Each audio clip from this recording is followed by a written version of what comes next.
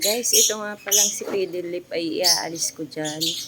Kasi naiinitan siya at ayan ang nangyayari sa kanya. Oh. Ayaw talaga ni Fiddle Lip nang lagi siyang naaarawan.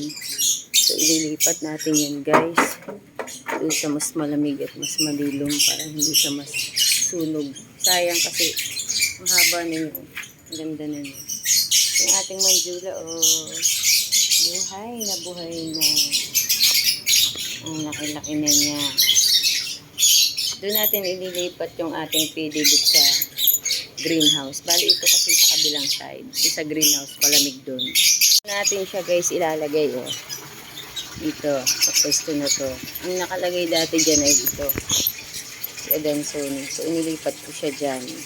At ipapalit ko dyan si Fiddle Lip kasi yan ay may tarapal at saka may shaded net. Kaya hindi siya masusunod dyan. Diyan natin ilalagay yun.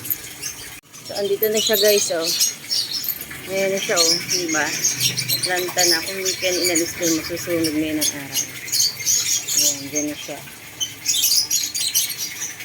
Diyan na natin yung ilalagay para hindi siya maiinitan. Madali kasi silang masunog. Ayaw nila sobrang naiinitan. Ang dumi rin ng dahon na may pubusan dyan para mawala yung dumi. Dito yung isa niyan eh. Ayan oh. May time din po na mainit dyan. Pag naiinitan yan, sobra. Nasusunog. Sayang, ang laki pa naman ng mga dahon niya oh. Ang ganda na niya. Gumawa na nga rin pala ako ng DIY na kukupol ulit. Para sa ating Monstera Borsigiana oh. Kasi malapit na siya. Lagyan ng kukupol. So gumawa na ako ng DIY at nandito siya. Wait lang. Ito siya guys, oh. Ayan na yung ginawa kong DIY. Dalawa yan. So, meron pa naman akong mga bunot. Pwede pa akong gumawa ng iba. Ito yung sasabit sa inyo na mas maganda siyang gawin parang steel matting. Kasi once na kumapit dito yung ugat at gusto mo na siyang i-cut or padamihin, i-cut mo na lang din to, oh. Hindi mo na siya kailangang tanggalin pa yung ugat-ugat ng halaman. So, okay lang nakakapit. Ika-cut mo na lang din to. Kasi madali siyang ma-cut ng cutter. Madali siyang maputol. Yun ang kagandahan ng ganyang kukupol.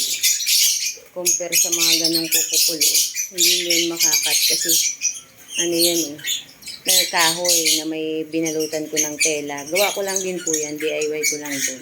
Yung isa, yun, kahoy din. Meron namang nabibili yung PPC. Pero hindi mo rin makakat din. Parang ganun din. Kaya maganda ito.